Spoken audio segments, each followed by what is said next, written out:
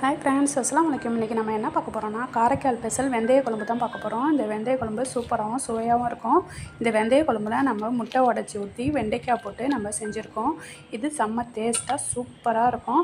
இதை நீங்கள் எப்படி செய்யலான்னு பார்க்கலாம் வாங்க.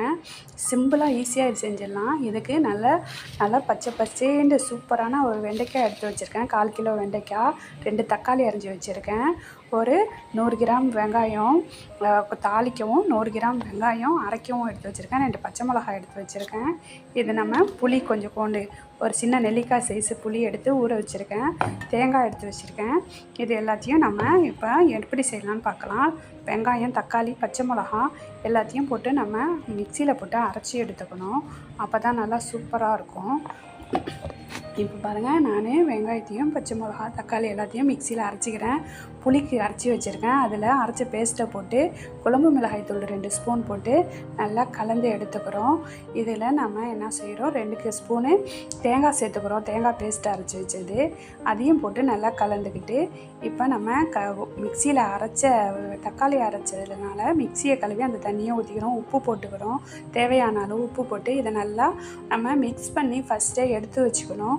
அப்புறமா அடுப்பில் பேன் வச்சு அதில் 2 ஸ்பூன் எண்ணெய் ஊற்றி நம்ம 2 ஸ்பூன் ஊற்றிக்கணும். வெந்தயம் போட்டுக்கணும். வெந்தயம் போட்டு செவந்தவுடனே இதில் வெங்காயம், வெண்டைக்காய் 2த்தையுமே ஒரே பேட்சாக போட்டு நம்ம இப்போ என்ன செய்கிறோம், நல்லா வதக்கிக்கணும்.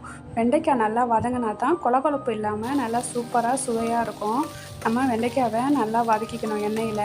வெங்காயத்தையும் வெண்டைக்காய் வதங்கும் போது நல்லா வாசமாக இருக்கும். நம்ம இந்த அளவு நல்லா வெண்டைக்காவை நல்லா வதக்கிக்கணும். மிளகாய் தூள் ஒரு 1/2 ஸ்பூனு போட்டுக்கணும். வெயில் காலமாக இருக்கிறதுனால நம்ம கம்மியாக மிளகாய் தூள் போட்டுருக்கோம். கருவேப்பிலை போட்டு இப்போ நம்ம கரைச்சி வச்ச பேச்சை அதில் ஊற்றி தண்ணி கழுவி கொஞ்சம் கோணம் ஊற்றிக்கணும். ஊற்றி இதை என்ன செய்யணும், மூடி வச்சு நல்லா கொதிக்க விடணும். நல்லா கொதிக்க விடும் போது இதில் வெண்டைக்காயில் நல்லா அந்த மசாலாலாம் ஏறி சூப்பரான சுவையான வெந்தய குழம்பு ரெடி ஆகிடுச்சு. இப்போ நான் இதுக்கு முட்டை ஊற்ற போகிறேன். முட்டை ஊற்றும் போது நம்மளுக்கு வெண்டைக்காய் இருந்தால் முட்டையெல்லாம் உடஞ்சி பிரிஞ்சு போயிடும். அதனால் வெண்டைக்காயெல்லாம் ஓரமாக நவுத்தி விட்டுட்டு இப்போ கொஞ்சம் கொண்டு தண்ணி ஊற்றிக்கணும். அந்த கொதி அடங்கினோன்னு முட்டை ஊற்றினா தான் நம்ம முட்டை கலங்காமல் இருக்கும். இப்போ ஒரு சின்ன பவுலில் முட்டையை ஊற்றி நம்ம இதில் ஊற்றிக்கிறோம். நான் இப்போ இந்த முட்டையை ஊற்றி இதில் மூடி வைக்கிறேன். முட்டை எப்போதுமே பவுலில் ஊற்றி தான் விடணும். வெயில் நேரத்தில் முட்டை நம்ம டைரெக்டாக ஊற்றினா முட்டை சில நேரத்தில் கலங்கியிருக்கும், கொஞ்சம் வீணாக போயிருக்கும். அதனால் நம்ம இந்த அளவு முட்டையை ஊற்றி நல்லா கலந்து எடுத்தால் சூப்பரான சுவையான வெந்தய குழம்பு ரெடி ஆகிடுச்சு. இது நல்லா டேஸ்ட்டாக சூப்பராக இருக்கும்.